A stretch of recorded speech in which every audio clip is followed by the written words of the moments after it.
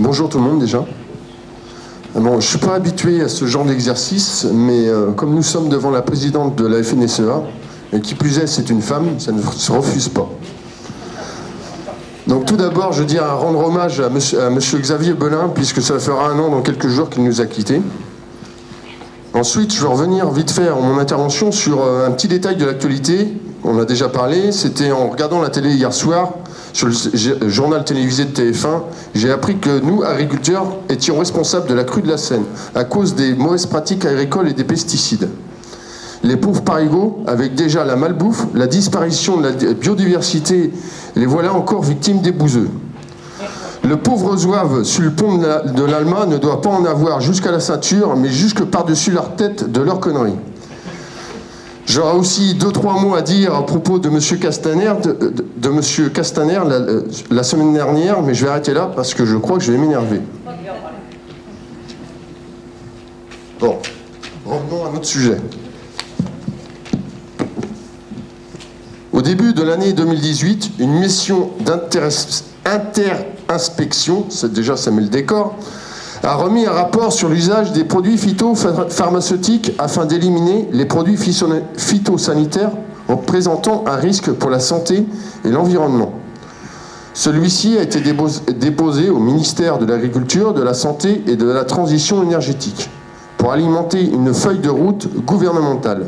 Nous, agriculteurs, que devons-nous attendre de ce rapport avec un monsieur Hulot, toujours aussi présent sur les questions d'écologie? Je vais vous le dire en prenant 2 exemples. Premièrement, différencier la vente et le conseil pour les produits phytosanitaires, c'est assez difficile. Pour nous, principalement polyculteurs éleveurs dans le 44.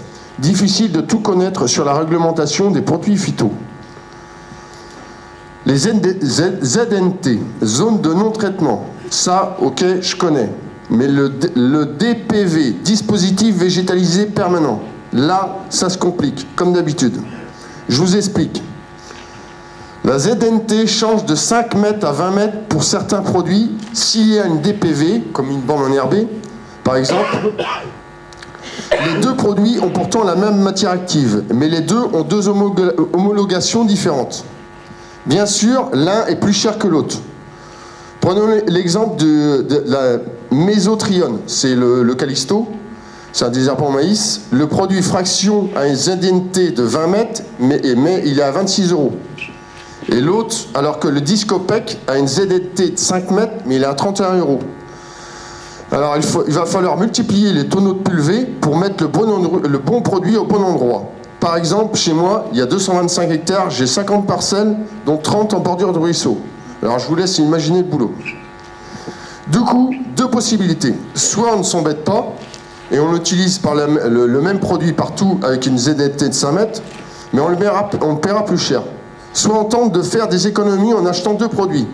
Mais là, avec les allées et venues, les changements de pulvée, on ne va plus s'y retrouver. Le temps, c'est de l'argent. Une fois de plus, on nous prend pour des vaches à lait dans une agriculture déjà en crise pour respecter les normes françaises dans un monde mondialisé. Au lieu de simplifier les enregistrements administratifs chers à M. Macron, on les complexifie encore plus.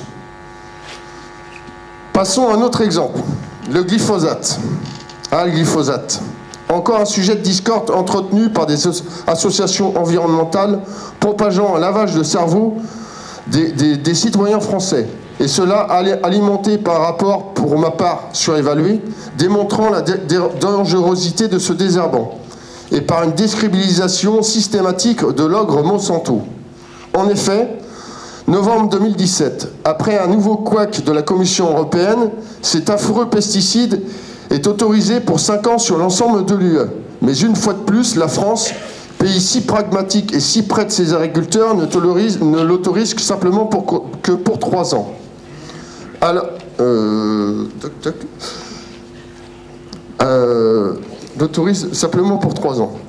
Alors, avec une agriculture déjà en perte de vitesse vis-à-vis de nos concurrents, comme d'habitude, l'État français, donneur de leçons, fait mieux que les autres sans réfléchir aux conséquences que cette décision va engendrer pour notre compétitivité et les modes de culture alternatifs comme l'agriculture de conservation, le sans-labour et le semi-direct.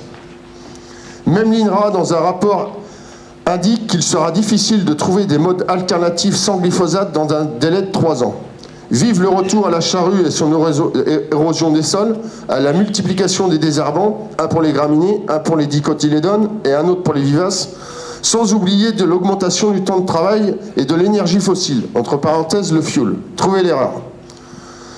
Dans les années à venir, l'utilisation des phytos va devenir de plus en plus contraignante dans notre pays, sans que les concurrents n'aient des normes aussi drastiques. Malgré ça, il faudra rester compétitif. Sans les mêmes règles, difficile de tenir le cap. L'agriculture biologique est peut-être la solution. Mais quand nous serons tous en agriculture biologique, nous Français, nous serons plus bio que bio, mais il faudra quand même encore produire avec des produits au rabais comme au temps du conventionnel finalement. Merci.